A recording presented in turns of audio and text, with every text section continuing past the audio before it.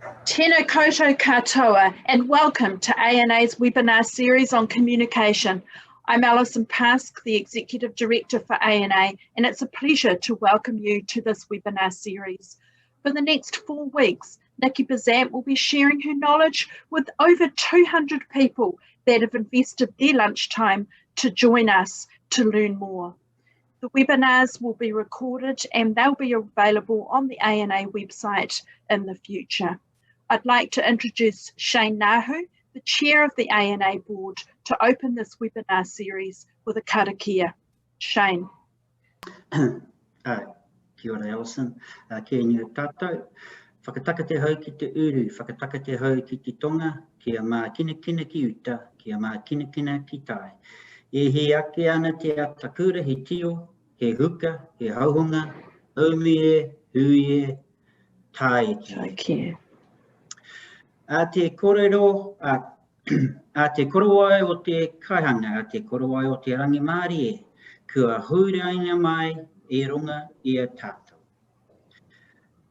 I ngā manuhiri o ngā hau e wha, i ngā te iwi whānui e te whānau, haere, haere, haere. Tēnā koutou kia koutou, kua taumai nei ki te tautoka, te kaupapa o tēnei wā. Kei te tika te kōrero o tātou tipuna. Nau te raurau, naku te raurau, ka kite. With your basket and my basket, the kete will be full. Kia ora koutou.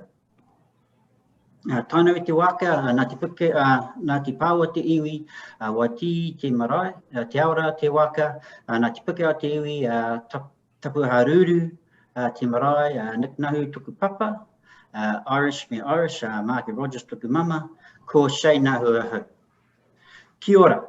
And as Alison said, kia ora, over 200 participants I understand registered for this webinar, so that's great to hear, and it's a pleasure to be here today. As Chair of ANA, it is my pleasure to open this first webinar in the series, and we hope they will inform you, the nutrition and physical activity workforce and wider public health workforce, and will be useful for your practice, because what you do is important. And as a group, you know more than anyone the urgency with which we need to reduce our increasing waistlines and become healthier as a nation. I'm really excited to have Nikki Bezant as our presenter. Nikki, as you all know, is a renowned writer with many awards to her name, and a passion for good food, health and policy. A rare but really great combination, Nikki. I know many of you have read a number of her articles, her books, subscribed to magazines that she's been involved in edited. And I'm also equally sure you're here to listen to her and not me. Unfortunately, I can't stay for the end of end of today, as I've got to go and attend some other things. So it's my pleasure to say, It's my pleasure to say welcome, Nikki. I look forward to your presentation, and thank you for leading us off on this journey. I know that you'll set the bar high, and I'm really sure that I'm going to hear great things about it. So to all the participants, I'm sure you'll enjoy it, and hopefully you'll learn and be able to improve your practice, but most of all, enjoy. Mā kite anō, kia ora. Nikki, over to you. Kia ora, Shane, and kia ora koutou. It's lovely to be here, and thank you very much all of you for sharing your lunch hour with me. It's a little different from the normal kind of speaking that I do because I can't see any of you, but I can see that you're there, so it's lovely to be here. We're talking, this series is about communication, effective communication, and my career has been as a communicator. I've always been a writer. I have always loved writing, and it's a thing I've wanted to do since I was a little kid. And so it's a thing that really just comes naturally to me. It is not a thing that comes naturally to a lot of people, however, so that's what I'm going to share today with you. I know that not everybody is a natural writer. Not everybody loves writing, but the fact is that writing clearly and writing in a way that is understood is the foundation for everything that we do, everything that we communicate. So I am at the moment working on a book and a podcast series, as well as my normal kind of journalism work that I do, and all of that is dependent on how well I write. expressing yourself clearly in writing is a vital skill, and it doesn't really matter whether you're writing a social media post or an email or a list of instructions or a policy brief. It's all the same. There are the principles are the same in how we can get that information across in a way that people are going to connect with. So I'm gonna speak with you and share a presentation which will be about 25 minutes-ish. If you have got questions, and I really hope you do have questions throughout this, please just go for your life and ask them on the Q&A function on this webinar, and then we will have some questions at the end. We'll be able to answer those hopefully and have some discussion. So I'm going to share my screen with you now. I'm going to pop up throughout so that you can remember that I'm here. But let me just have a go at doing this so that you can see what I'm going to be talking to you about. Okay, so yeah, there are goals, the common goals with any communication, but the goal of all writing really, 3 things.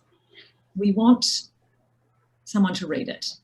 You know, there's no point writing something if no one's going to read it. So the number 1 goal is you want it to be read. You want them to understand what you've written. So you want, there's no point, you can still read something and not understand it. So it's really, really important that what you read is actually understood by the audience that you're writing it for.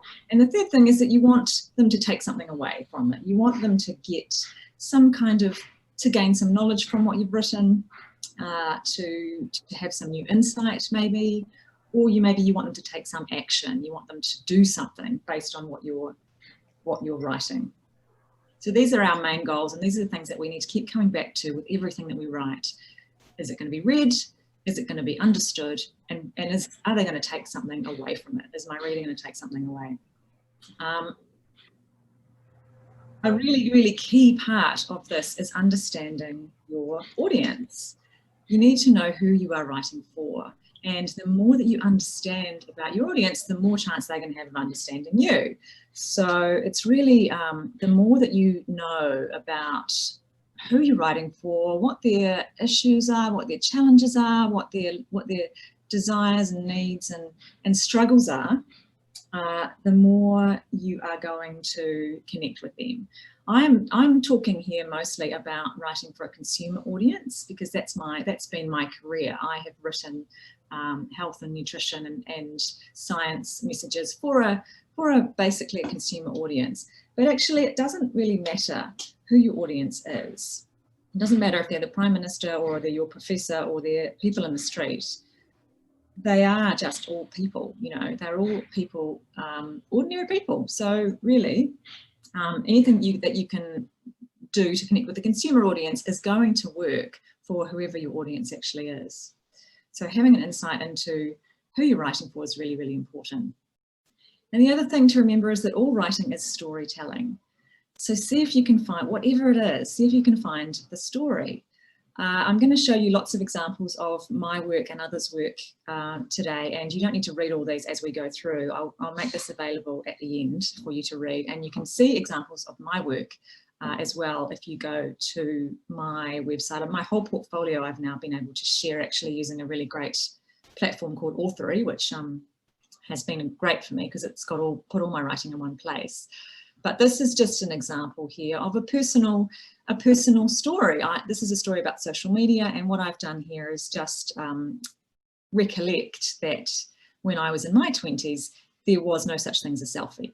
And we weren't all running around taking pictures of ourselves because cameras were not a thing that we all had in our pocket all the time.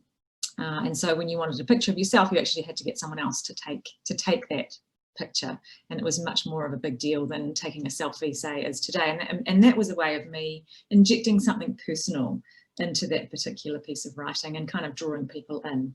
So if you can find a personal angle for something that you're writing, that is a really good way of really drawing people in right at the start.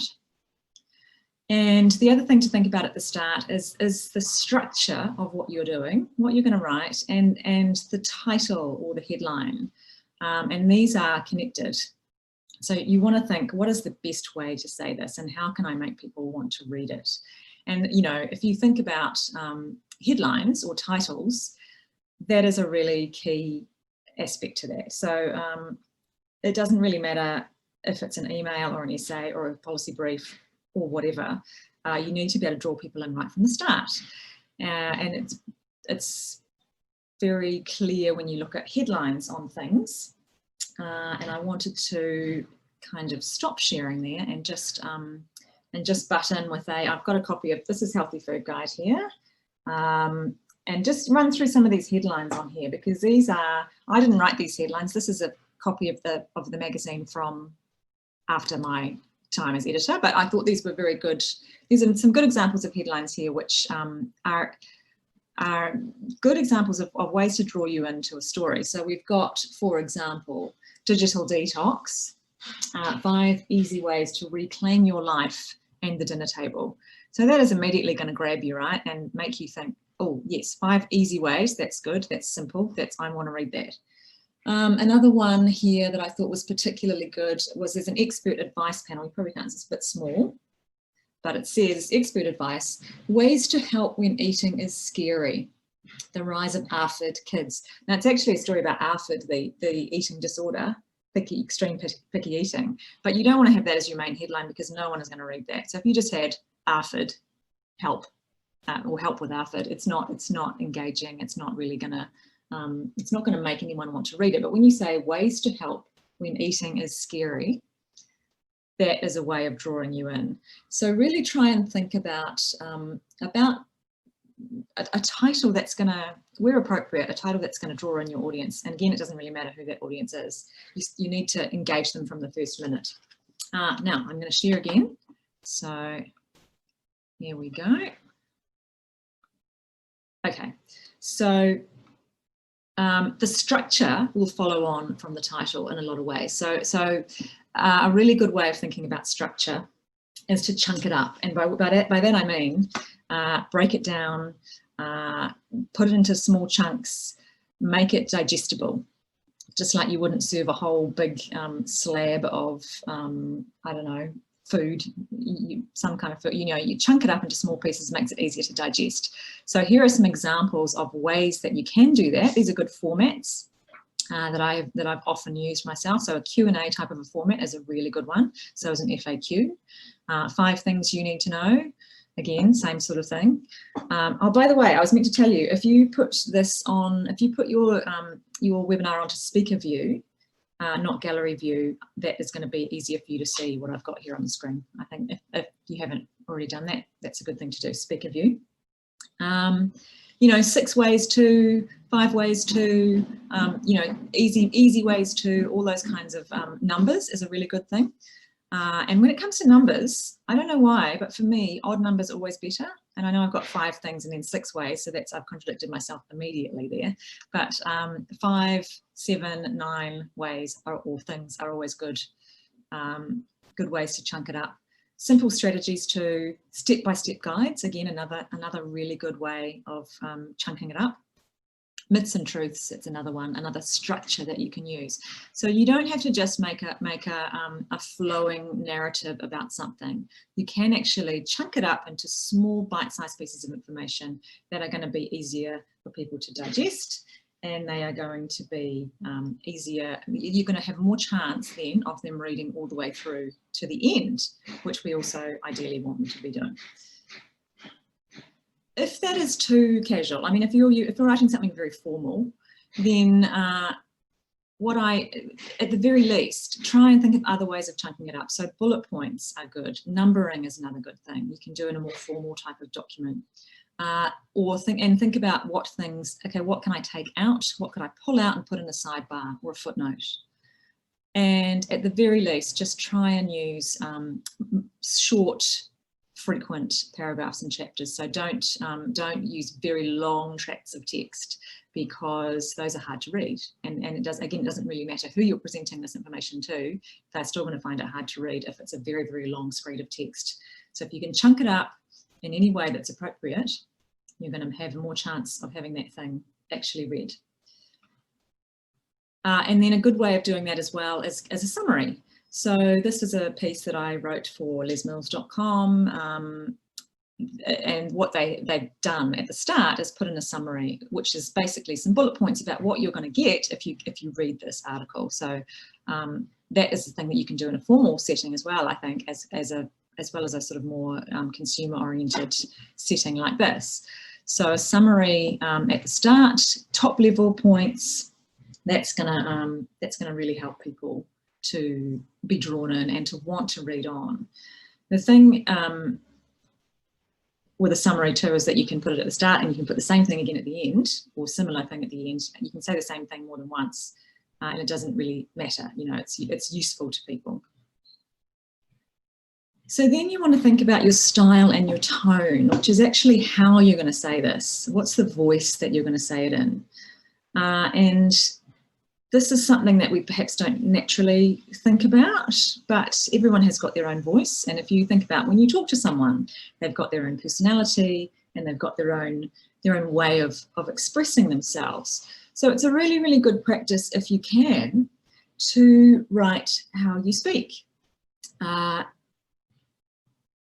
It's a simple thing to say, not so simple to do, but if you can think about expressing yourself in ways that you would say something in person, rather than immediately becoming more formal when you get on the page, that is a good way of making your writing accessible. So most of us will probably want to be a bit more formal when we start writing, but actually if you think of having a conversation with someone who doesn't know your topic particularly well, so think about having a conversation with your next door neighbour, or your mum, or your friend about the topic that you want to talk about, and think about how you'd say what you want to say to them if you were talking to them in person, and try and keep that tone going. It's a very good way of making your writing accessible, more conversational, and you're going to put more personality into that too, and that is actually good. You know, it's okay to have personality in your writing, and it makes it, again, approachable. People might enjoy it more. You know, putting a little bit of yourself into what you write is a really good skill, and it's actually a very nice way to get people to really engage with what you're writing about. If you're writing on behalf of an organisation, which you might be, you know, there's probably, your organisation will probably have a tone as well, and how formal that is or how much that is defined will probably depend on your organisation, but it's probably worth understanding your organisational tone. You know, what is the tone of our company, of our group, of our organisation? What is the way that we normally communicate with our audience? And you will be able to get a sense of that, hopefully, if you perhaps look at your website. How is it consistently expressed across the general communications that you put out there in the world? If it's not consistent, then you probably want to have a think about making a consistent tone or setting a tone, because it's a subtle way of communicating what your organisation is about, and it's important, the tone that you speak in. The language that we use matters. It really is important. It can make the difference between whether we're understood or whether we're not. So I can't emphasize this enough. Try and keep it simple. Simple language is a huge, huge skill to be able to master. And if you can keep it simple, there's just so many benefits to that. I heard a very interesting interview with this gentleman, the Principal Youth Court Judge, John Walker, recently. And he was talking about the Youth Court, and he was talking about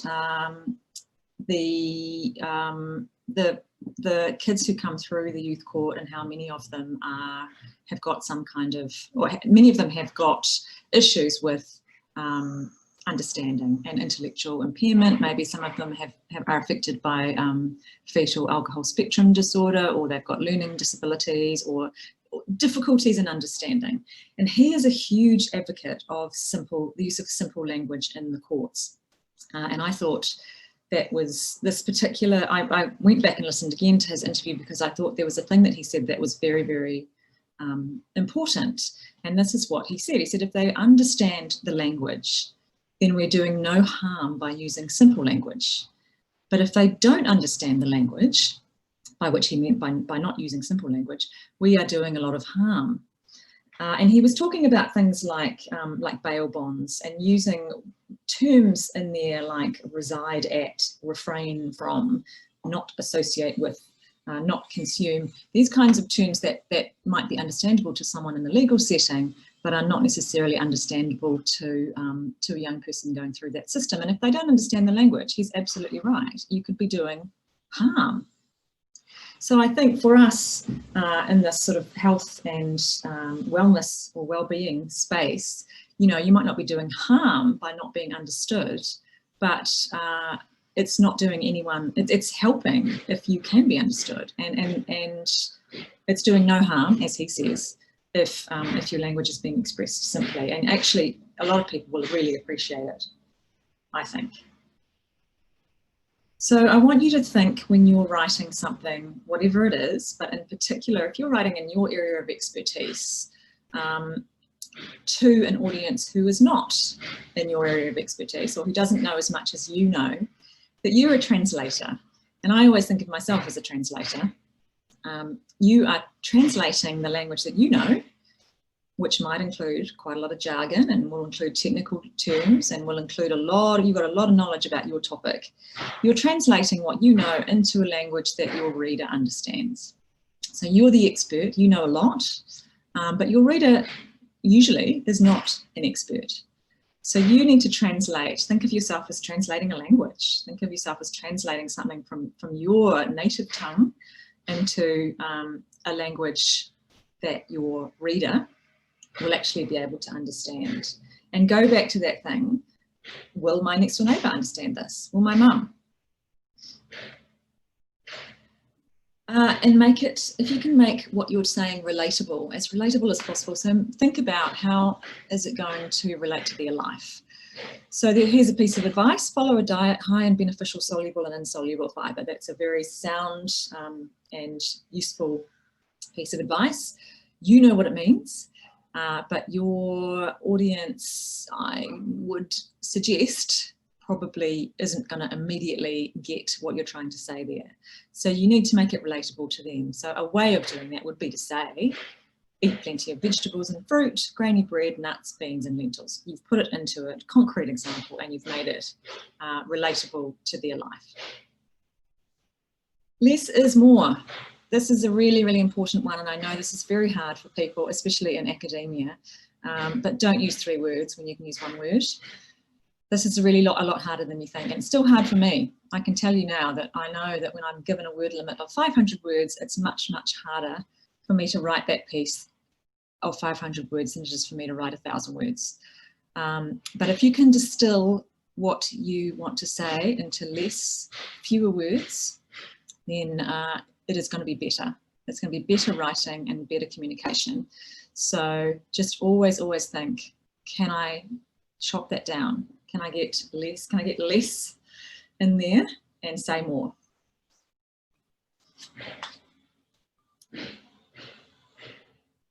How to make people act? We want people to do something based on what we're saying, right? We want to actually have some impact with what we're writing. So making it personal is a really, really good way of doing that. Trying to bring it back to them, trying to put yourself into the shoes of the reader. Talk about how they're going to feel. So making it really personal. How is what I'm saying to you going to make you feel? How is doing what I'm trying to make you do going to make you feel? Is it going to make you feel better? And emphasizing the positive rather than the negative. So really trying to twist around and think about positive rather than negative. This is really important. You prioritize your messages. So what is the most important thing that you want to say? And put that right up the front straight away, which is what I mean by don't bury the lead. This is a journalism thing. And it's a thing that's been very important to me over my career as an editor. You don't want to put the most important part of a story or a piece of writing in the middle or at the end. You've got to put the most important thing, the #1 priority, at the start. So if people read nothing else, what do you want to leave them with? What's the thing that you want them to take away? You got to put that at the top. In the first sentence or in the first paragraph. The most important information has got to be up front. And if it's an email, it needs to be in the subject line. You know, so just think about, don't bury the lead. Think about what is that most important thing. Get that right up the top, because you can't guarantee, as we know, that people are going to read everything. And we know from social media that actually people don't read everything. They might read the first paragraph that shows up in their Facebook feed, and you're lucky if you can get them to read the rest of it. So get that most important info right at the top. And then you don't need to write everything that you know. I know this is super hard for people who have got a lot of expertise in an area. And I have spent my career, I spent my career at Healthy Food Guide as an editor, cutting down content from eminent experts who know a lot about a topic. And it's very difficult for you to not write everything that you know about the topic. But you actually don't need to write everything you know. You just need to think about what is the most important thing and write that. So here's an example, a great example. Don't bury the lead. Okay, so just that first sentence, exercising regularly every day if possible is the single most important thing you can do for your health. Okay, boom, there it is right there. That's the thing that you can take away from that article. You can read on and get a lot of useful information, but they've put the most important thing right at the top. Examples are really, really good because it, again, places the reader in the shoes of the writer and vice versa. I'm writing about menopause and perimenopause at the moment, so I've got some examples here from that sphere. And this is just putting myself in the place of the reader.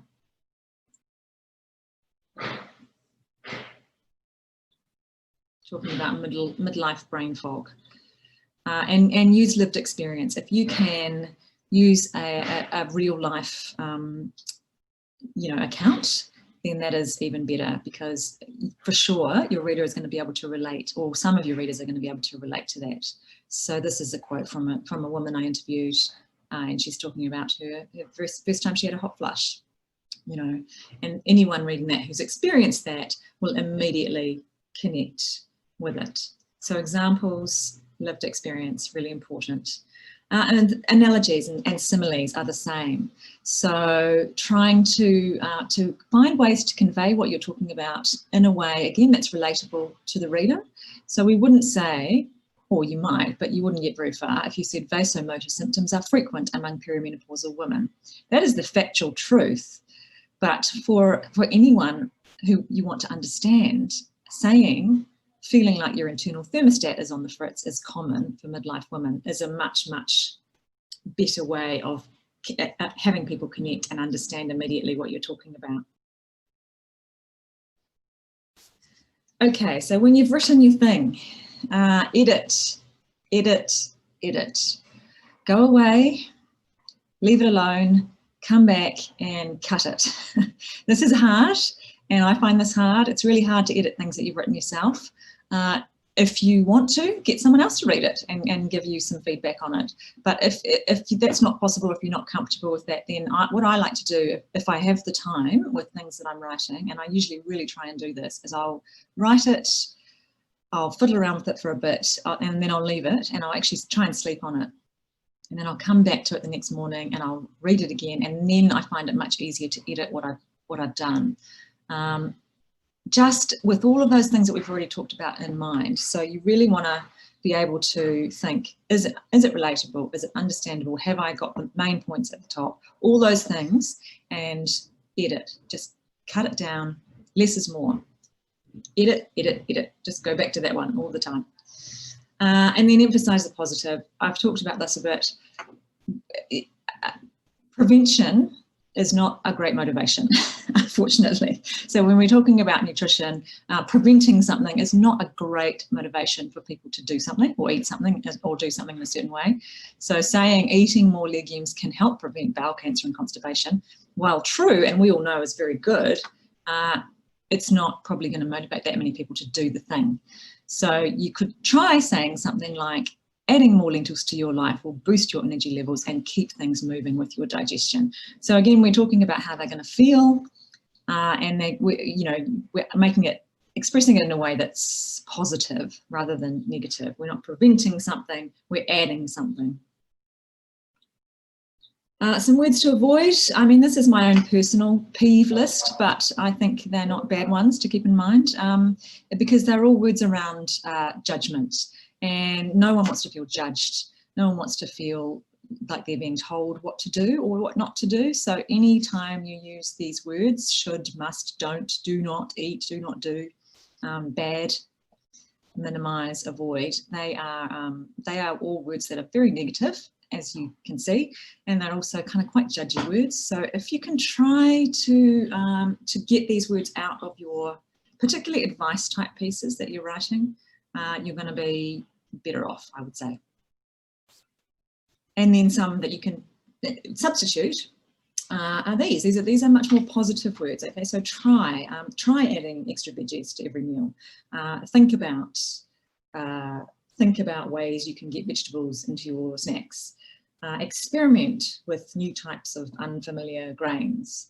Add is a good one. You know, what can you add rather than take away? So add an extra block to your morning walk. Enjoy a walk to the park with the kids after dinner, and you can do this.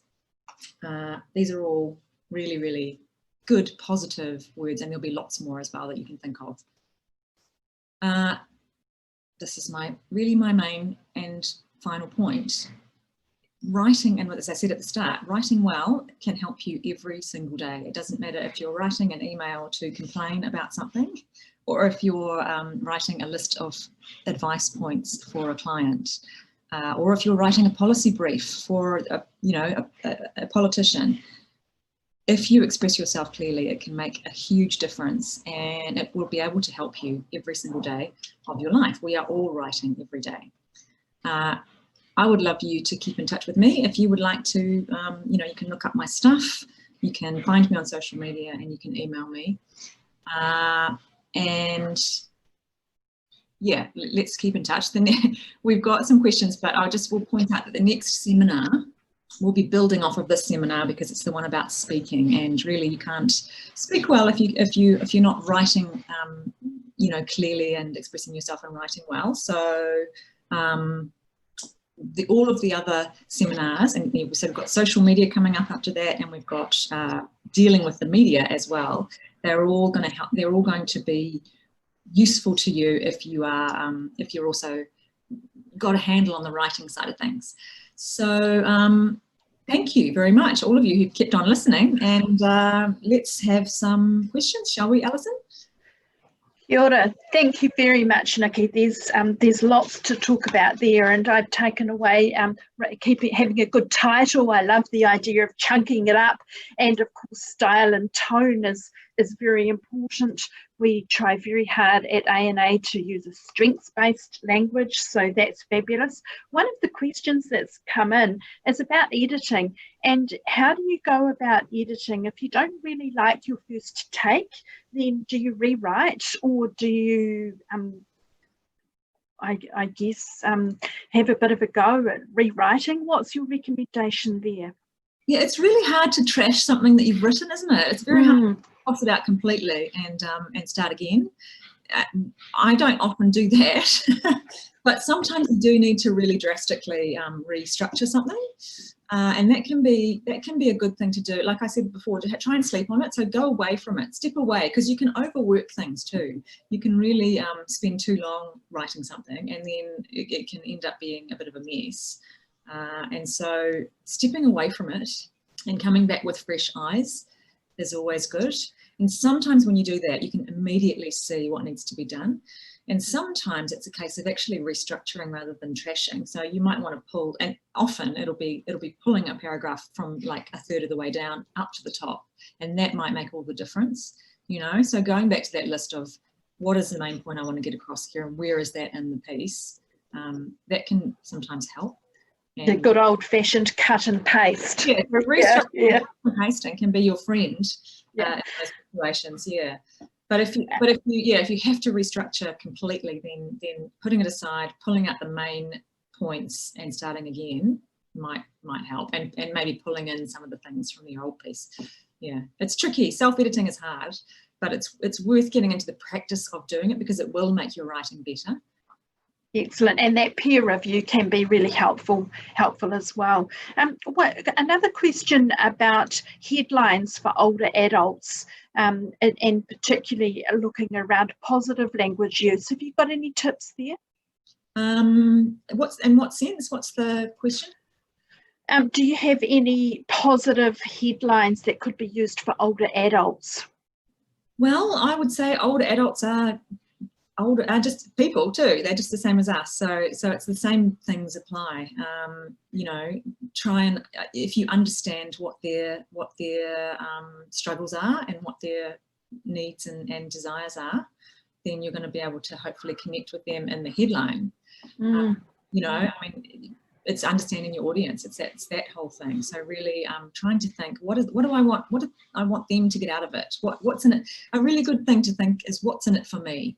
So if you put yourself in the shoes of the reader and then ask the question, what's in it for me? So that older person that's reading that, what's in it for them? If they read on, what's in it for them, and put that in the headline. What's in it for me is a great question. Another question here about talking to the government. What if we're trying to get the government to do something in an advocacy role, such as a public health worker talking to the government? What sort of language is best used then? Yeah, well, again, see, I would say politicians are just people, and you can't actually assume that the politician knows as much as you know about the topic. And in fact, they probably know a lot. Yeah. So again, keeping it very simple and making it relatable. They are people. They are just the same as us. So trying to get them to feel something personal about it is probably a really, really good way of connecting. If you can get a politician personally interested in your topic, then you are going to get them, hopefully, to take that on board and do something with it. Yeah, use the same tips. What's your word count for blogs to keep people engaged? 500 words max for a blog post, I reckon. If you can get it less, 400, that's really good. Yeah, you don't want to be going too long because people just won't read it. Is that the same for an article as well? It depends. I mean, I do a range of things, and I do a range of lengths of things.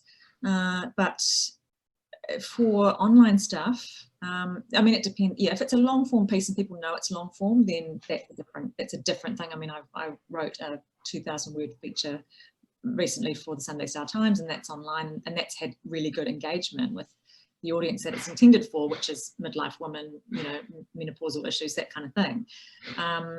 But if it's just a general blog piece, you know, the shorter the better, honestly.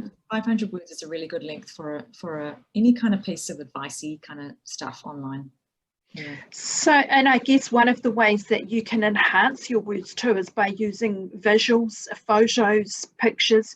We have a question here from Nikki. She says, any advice on visuals to go with articles, and how do you illustrate your writing? Nikki, I think that's probably a whole session in itself, but yeah. in a short sentence, any tips? I mean, if you've got access to a graphic designer, an infographic is a brilliant way of summarizing what you've written. If you don't, then just you know, I mean, there's all kinds of image libraries online, and finding an image that will relate to what you're talking about, that can be tricky, those image libraries. But if you can find a person that looks like a relatable kind of a person like us kind of thing, then that's good. Yeah, but if you can do some kind of graphic or infographic, and there's actually some tools online that can help you with that.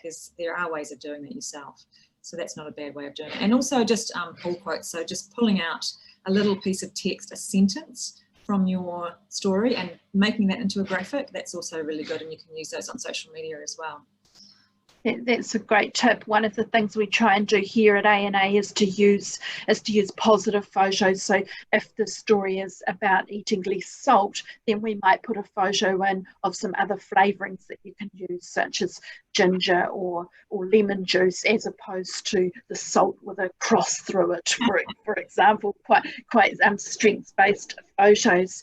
I see another image of someone clutching their stomach in a story about I'm going to scream. Yeah. How do you strike the right balance between giving advice but not casting judgment on people for what they've been eating? Yeah, so that is where you come back to that really important positive language. So that's where you really have to comb through your words and take all of those things out about should and must and do not, and get all those negative words out, and just really, really try and use the positive language. And yeah, because as I said, no one likes to feel judged, and if you are turning people off by telling them what they should do, making them feel guilty, immediately that you're doing disconnect. So it's that real focus on the language of could, you know, try, experiment, you know, enjoy, these kinds of positive words. Yeah. One of the last questions, because I think we're nearly up for time, how do you ensure the advice that you give is not misinterpreted by using simple language? So this person has said there's enough confusion already out there, and they feel they want your advice on that. Yeah, I mean, that is hard, because you can't make the person take what you want them to take out of it. And you can't always know what they're going to take out of it. But I mean, there is a difference between simple language and inaccurate language. I'm not talking about simplifying it to the point where it's not accurate. I am just talking about making the language as simple as it can possibly be, while still conveying what it has to convey. So accuracy is important, and I'm sorry if I didn't get that across. It's really, really important that that you are still credible and accurate in what you're talking about. But there are ways of doing that without making it complicated. And if you have to add another sentence to clarify, I'm not saying don't do that either. You know, but I think simple doesn't have to mean you know, dumbed down, if you like. And it certainly should not mean confusing. In fact, you've got more chance of it being confusing if it's longer and more complicated than you have if it's simple. There's quite a lot of questions here, and some of them I know we will be covering in other webinars, such as Instagram posts, how many words. There's quite a lot of questions related to photos and pictures, which we could cover in another webinar as well. Very, very happy to continue to receive your questions, and ANA will work with Nikki to ensure that we do cover these in future webinars. Nikki, it's been a pleasure to have you on board today, and thank you very, very much for joining us, for sharing your expertise. I'm sure if we all go away and give it a go at writing something this week, then that's going to put a bit of action into our use. So if anyone wants to send me their examples, I'm happy to have a look at them too. That's fabulous. And at ANA, we're always looking for your articles, so please send them to us to put in our ANA Focus newsletter as well. Because today is a day of talking about writing, I'd just like to share a little bit of a goodbye blessing with you, and ka kite anō. Thank you for joining us. Goodbye.